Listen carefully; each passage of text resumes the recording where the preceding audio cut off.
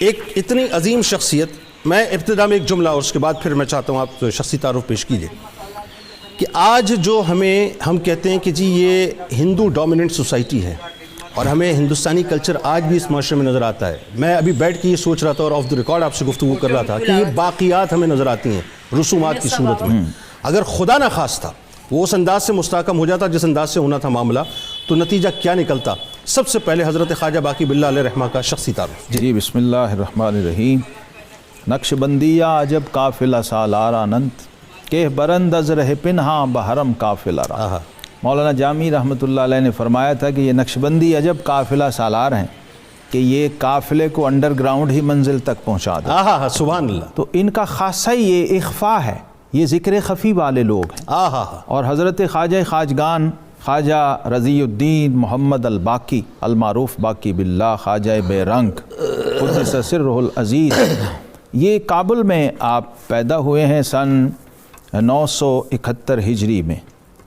کابل شہر کو بہت سارے جو شرف حاصل ہیں اس میں سے ایک شرف یہ بھی ہے، آپ کے والد حضرت خواجہ قاضی عبدالسلام خلجی سمرقندی قریشی رحمۃ اللہ تعالیٰ علیہ بہت بڑے صاحب علم و فضل ہستی تھے، صاحب وجد و حال تھے.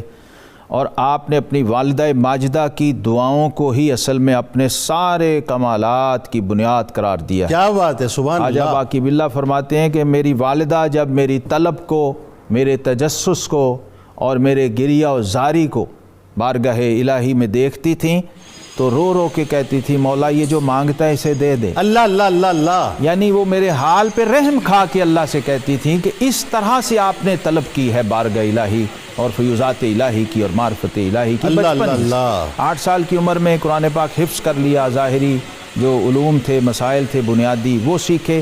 پھر ماوراء النہر، central Asia, Samarkand, Bukhara, Badakhshan اور کابل، یہاں سے ابتدائی تعلیم اور ہائی اسٹڈیز آپ نے سینٹرل ایشیا سے. اور اس کے بعد بہت سارے طالب علمی سے ہی آپ کو تلاش رہتی، درویشوں کی، اولیاء کی، مجذوبوں سے آپ کو بڑی کشش تھی. یہاں تک کہ 1 سال لاہور میں آپ نے مجذوبوں سے پتھر کھائے.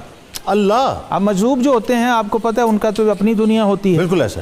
تو وہ آنے والے کو کبھی سب و شتم بھی کرتے ہیں، کبھی برا بلا بھی کہتے ہیں، کبھی پتھر ہی مار دیتے ہیں کہ بھاگ جا دوڑ جا. یعنی کہ وہ ملامت کے لوگ ہوتے ہیں، چونکہ اہل ملامت ہوتے ہیں تو ان کا مشرب ہو. آپ چونکہ جانتے تھے اور احوال شناس تھے اولیاء کے، لہٰذا لاہور میں جو ہمارا مزنگ کا علاقہ ہے یہاں اس وقت ایک جنگل تھا، تو یہاں ایک مجذوب کے پیچھے کئی دن آپ رہے.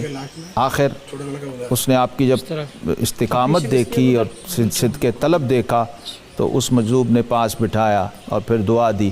اور آپ فرماتے ہیں اس سے مجھے بہت روحانی فائدہ ہوا اور بڑی تکلیف. یعنی ایک سالک کے پیچھے ایک مجذوب تھی. جی سالک کے پیچھے کئی مجذوب، ایک نہیں، کیونکہ سالک کا ظرف بہت بڑا تھا. اللہ. یہ عام سالک تو تھا نہیں. اللہ اللہ. یہ تو نسبت صدیقی کا حامل سالک تھا. اللہ. وہ جو غار ثور کا فیض جناب سیدنا